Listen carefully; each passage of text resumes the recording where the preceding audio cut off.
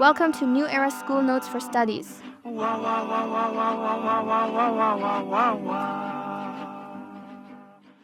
Welcome to the Deep Dive. We take a whole stack of sources, articles, research, our own notes, and pull out the most vital bits of insight for you. Think of it as your shortcut to getting up to speed, maybe with a few surprises along the way. Yeah, hopefully enough to keep you hooked. Today, we're tackling a name you've almost certainly heard, David Livingstone. But his full story, it's way richer and much more complicated than you might think. That's absolutely right. And our deep dive actually starts somewhere that really sums up this complexity. Blantyre, Malawi. It's a major city, finance, commerce. But the name, Blantyre, that's Scottish, named after this small industrial town where Livingstone was born. Exactly. Blantyre, South Lanarkshire. And it's not just some quirky coincidence. It really symbolizes this huge historical encounter. Livingstone, this was a man who connected two incredibly different worlds, industrial Scotland and, well, the vast African continent.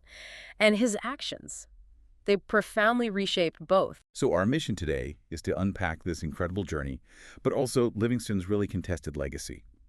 We've got sources looking at his genuine humanitarian drive, his amazing discoveries, but also the complex, sometimes really unintended consequences of his work in Africa. Yeah, there are definitely layers to peel back here. Get ready for some aha moments, because his story, it's not just about exploration.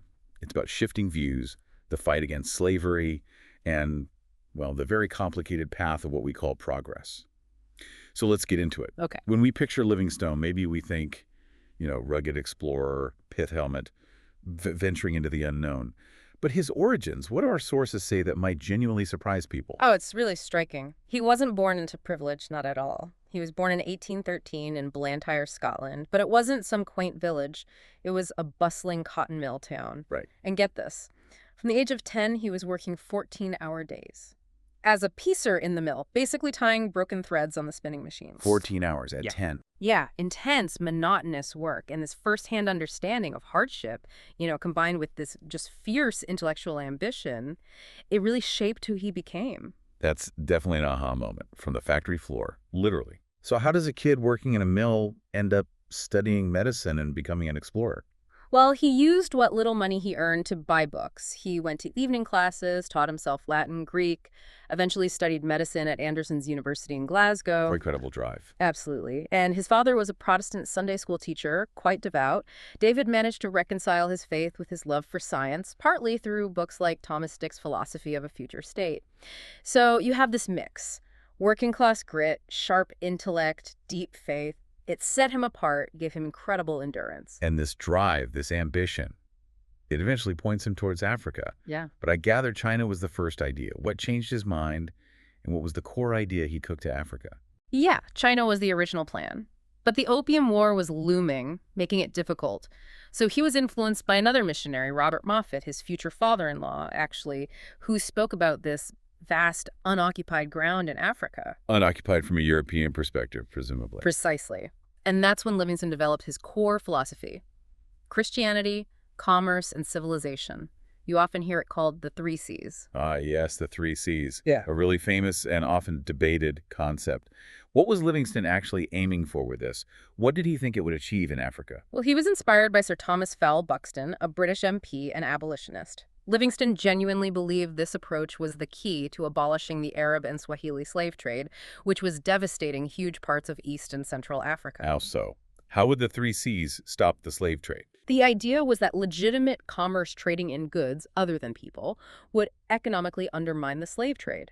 Christianity would, in his view, transform African societies morally and spiritually, and British civilization, well, that meant bringing what he saw as progress, technology, and enlightenment. His motto, reflecting this, is even on his statue at Victoria Falls. So the intention seems clearly humanitarian, focused on abolition. But here's where it gets tricky, right? Our sources suggest this ideology, meant for good, kind of took on a life of its own, became central to colonial thinking later. That's a really critical point we need to grasp. While his aim was anti-slavery, this 3 C's formula, it unintentionally became a cornerstone of British colonial justification. It was picked up and used by European powers to rationalize, territorial conquest, economic exploitation, often masking motivations far less noble than Livingstone's own. Right, a classic case of unintended consequences. Mhm. Okay, so Livingstone lands in Africa in 1841, starts learning languages, Swana, Dutch, begins his missionary work. But it wasn't smooth sailing early on, was it? He faced some pretty serious challenges. Oh, absolutely. A huge moment, really highlights the dangers and also the vital role of his African companions, was the lion attack in 1844 near Mabatsa. The famous lion attack. Yeah. A large lion mauled him, badly crushed his left arm, pinned him down. He would have been killed, but one of his African companions, Mabawe, bravely distracted the lion, saving his life. That injury, though, it plagued him for the rest of his life. He couldn't lift that arm properly ever again. An incredible story. And he also married Mary Moffat around this time, Robert Moffat's daughter, Mm-hmm. and tried converting Chief Sechela of the Swana. That didn't quite work out as planned, did it? Something about polygamy. That's right. Sechelle was apparently a keen learner, really engaged with Livingstone. But the issue of polygamy was a major hurdle for formal conversion in Livingstone's eyes. Yet, interestingly, Sechelle, even after lapsing from Livingstone's perspective, went on to spread Christian ideas quite widely himself. That's fascinating. Another example of African agency, taking and adapting ideas, not just passively receiving them. Exactly. And you know, Livingstone's early struggles to set up stable mission stations, dealing with conflict or drought, it seems to have fueled his restlessness. He grew convinced that exploration was absolutely essential to opening up the continent for his mission. So that led him to push further out. Yes. He crossed the Kalahari Desert in 1849, reached the Great Zambezi River in 1851. He had this hope, this vision, that the Zambezi would be the key to the interior, a navigable river highway for commerce and Christianity. And that ambition then leads him to his most famous feat, maybe, the huge transcontinental journey from 1852 to 56, all the way from the Atlantic coast, Luanda, to the Indian Ocean at Quelimane. That's the one, an incredible undertaking. And it's during this journey in 1855 that he encounters this immense, spectacular waterfall, Mosi-otunya, the smoke that thunders. Which he promptly renamed. Victoria Falls, after Queen Victoria. Yes. And this journey, it made him a superstar back in Britain, a national hero. His book about it, Missionary Travels and Researches in South Africa, was a massive bestseller. It captured the Victorian imagination, the landscapes, the peoples, and, crucially, his accounts of the horrors of the slave trade. So he's hailed as the man who opened up Africa. Yeah. But our sources caution us about that narrative, don't they? What's the nuance we shouldn't forget about his discoveries? Yeah, that's really important context. While he was definitely a pioneer for Europeans, the sources stress that Africa wasn't some empty land waiting to be discovered. There are already well-established long-distance trade routes, networks connecting different regions. Portuguese traders, Arab traders, African traders, they'd crossed parts of the continent before. So he was often traveling along existing routes, guided by locals. Absolutely. Africans knew these lands intimately. Livingstone was often guided, shown the way, told about places like the falls by local people. He wasn't discovering places unknown to humanity, but revealing them to the European world. It's a crucial distinction. Okay, so after this huge success, he leverages his fame, persuades the British government to fund his next big project, the Zambezi Expedition, 1858 to 1864. This was meant to be the practical application of the 3 C's. That was the plan. A government-backed expedition to prove his theory, establish trade, stop the slave trade via the Zambezi, but, well, it didn't quite work out like that. Understatement. What went wrong? Pretty much everything, unfortunately. It turned into what many back home called a failure, even a disaster, the Zambezi River. Turned out it wasn't easily navigable upstream because of major rapids, like the Cahora-Bassa Rapids. So much for the river highway. Exactly. Plus, there were constant tensions with the Portuguese authorities who controlled parts of the river, and internal conflicts within his own expedition team. It was plagued by problems. And then, the worst blow. His wife. Yes. His wife, Mary, who had joined him, died of malaria there on the Zambezi in 1862.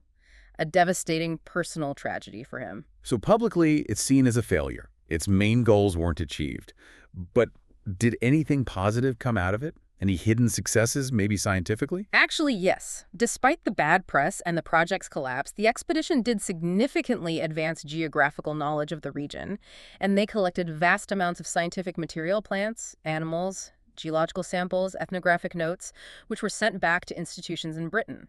So scientifically, it wasn't a total loss, a quiet contribution amidst the louder failures. Right. After the Zambezi disaster, you might think he'd had enough. But no. He embarked on his final journey in 1866, and this time He's got an obsession, hasn't he? The source of the Nile. Yes, completely obsessed. He believed the true source lay much further south than other explorers like Burton, Speke, and Baker had suggested with Lake Victoria or Lake Albert. This quest consumed the last 7 years of his life. And his health during this period. It was deteriorating badly. Constant bouts of malaria, dysentery, other tropical illnesses. He became increasingly isolated as his assistants, one by one, deserted him or died. He lost regular contact with the outside world for long periods. Yet he kept pushing on, still making discoveries. He did. Remarkably, even in that state, he was the first European to document places like Lake Bangweulu, and he added crucial details to the maps of Lake Tanganyika and Lake Mweru. Though he was ultimately wrong about the Lualaba River being the Nile source, it actually flows into the Congo. This isolation, though, leads to probably the most famous single incident of his life. The meeting with Henry Morton Stanley in 1871, Ujiji, Lake Tanganyika. Dr. Livingstone, I presume. That iconic line, it's funny, its authenticity is debated. Stanley apparently ripped the relevant page out of his diary later, but if he did say it, the supposed humor came from the sheer, almost absurd formality of it. Imagine. Deep in Central Africa, Livingstone hadn't seen another white person for years, and Stanley greets him like they're meeting at a London club. Stanley trying to make an impression, perhaps. Yeah. Give his own background. Quite possibly. Stanley came from humble beginnings himself, so maybe he wanted to appear very proper, very dignified in that extraordinary moment. But that meeting was just a temporary reprieve, wasn't it? Livingstone's health didn't really improve, and then something truly horrific happened that seemed to break his spirit. The Nyangwe massacre. Yes, that was absolutely devastating for him. On July 15, 1871, he witnessed Arab slave traders allied with local collaborators massacre around 400 African men, women, and children at a market in Nyangwe. Just indiscriminate slaughter. He saw it himself. He did, and documented it vividly in his diary. It horrified him so profoundly, left him so shattered that he basically lost the will to continue searching for the Nile's source after that.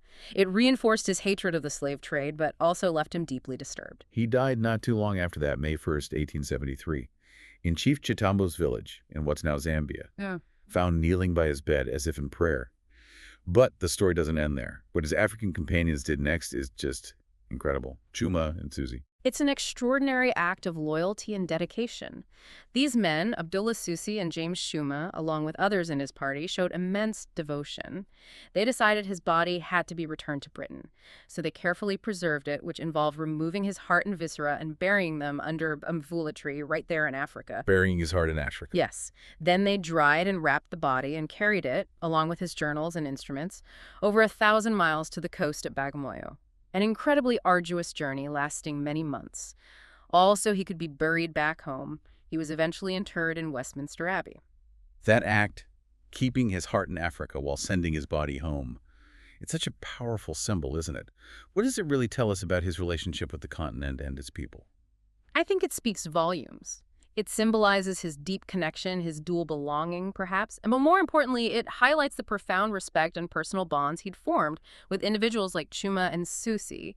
It's a testament to their loyalty, their agency, and a relationship that clearly went beyond the standard colonial dynamic. Okay, so we've traced his life, the hardships, the triumphs, the tragedies. But his legacy, as we said at the start, is where it gets really complicated. Liberation on one hand, but also paving the way for colonization. Let's unpack that, starting with the positive. His role as an anti-slavery crusader. Yeah, this was arguably his primary motivation, especially later in life. The abolition of that East African Arab and Swahili slave trade, he was absolutely committed to it. He wrote in his journals, "To overdraw its evil is a simple impossibility." And his writings were effective? Hugely effective. His graphic, first-hand accounts, describing seeing a woman shot by slavers because she couldn't keep up, finding abandoned slaves left to starve in yokes or slave sticks. These stories horrified the British public. They genuinely stirred support for abolition, leading to more naval patrols, diplomatic pressure on Zanzibar. He had a real impact there. But then there's this awkward truth, this contradiction that our sources point out. Despite hating the trade, in his later years especially, he sometimes ended up relying on the very slave traders he wanted to stop. For help, for supplies. It's deeply uncomfortable, and it's central to the ambiguity of his later career. It shows the harsh realities on the ground. He was isolated, often desperate for supplies or porters, Survival sometimes meant making compromises with the existing power structures, which included these traders. He was reportedly furious when he realized replacement porters sent to him were actually slaves hired out by their masters. So it complicates the picture significantly. It does. It reveals the messy reality versus the ideal. Some critics also argue he might have exaggerated the scale of the trade or mortality figures to boost his cause, adding another layer to the debate. It wasn't simple. And then the other side of the legacy, the unintended consequences, his 3Cs idea. He might have envisioned settlements of Christian Europeans living among Africans, helping them develop alternatives to slavery. But how did his work actually help enable colonization? Well, inadvertently, his explorations provided invaluable intelligence for those who came later with purely colonial ambitions. His detailed maps, his reports on fertile land, mineral resources, river navigability or lack thereof, his assessments of local political situations, all this was crucial information for colonial administrators and commercial companies. So he basically drew the map that others followed. In many ways, yes. His work, intended to bring civilization and end slavery, effectively paved the way. And the 3Cs ideology itself, as we mentioned, became a convenient justification for European powers to impose their rule and exploit resources, masking less altruistic motives. Even the missions he inspired, while often providing education and healthcare, inevitably contributed to cultural disruption and undermining traditional authorities. So fast forward to today.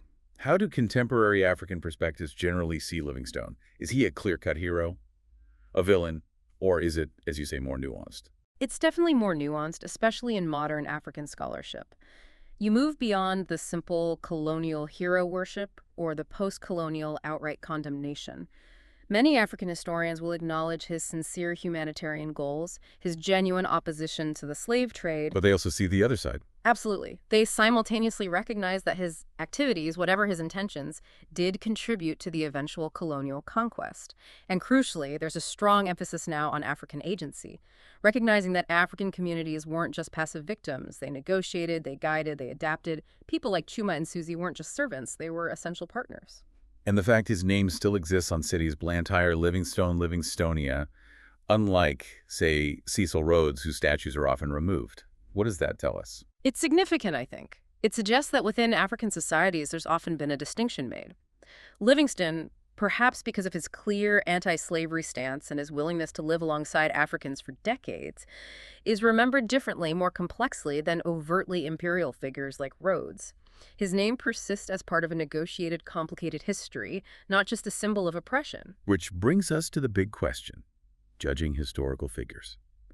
How do we approach someone like Livingstone fairly, looking back from the 21st century? It's always tough, isn't it? The key is balance. Avoid the extremes, either uncritical hero worship or wholesale condemnation based entirely on today's standards. We have to see him as a complex person of his time. Meaning acknowledging the 19th century context. Exactly. His paternalistic attitudes were common then, even if problematic now, but compared to many Europeans of his era, his willingness to learn languages, live among Africans, show basic respect that was relatively unusual, maybe even enlightened for the time. So we need to look at his intentions, which seem largely humanitarian, and the actual consequences, which were mixed and sometimes harmful. And crucially, always try to prioritize African voices and perspectives in understanding that history. So wrapping this up, David Livingstone's story. It's definitely not a simple adventure tale. It's a really powerful example of how one life can contain both incredibly noble aims and, well, profound, often unforeseen complications. Absolutely. And that city we started with, Blantyre in Malawi, it kind of stands as a living symbol of all that complexity, doesn't it? An African city, thriving, modern, but carrying that Scottish name, constantly negotiating its history and its future. Livingstone's dedication, his sheer grit and willingness to sacrifice for what he believed in, you have to admire that on some level. But his story leaves us with a really important question, I think, for any kind of cross-cultural work today. When we try to do good, to promote betterment across cultures, how do we make absolutely sure our good intentions are matched with real cultural humility, genuine partnership, so we don't fall into those same traps of unintended negative consequences? That's the question to keep asking, isn't it? A vital lesson from his complicated life. Thank you for watching. Don't forget to subscribe and follow. We are also on Facebook and TikTok. Just scan the QR. This is Victoria signing out. Peace.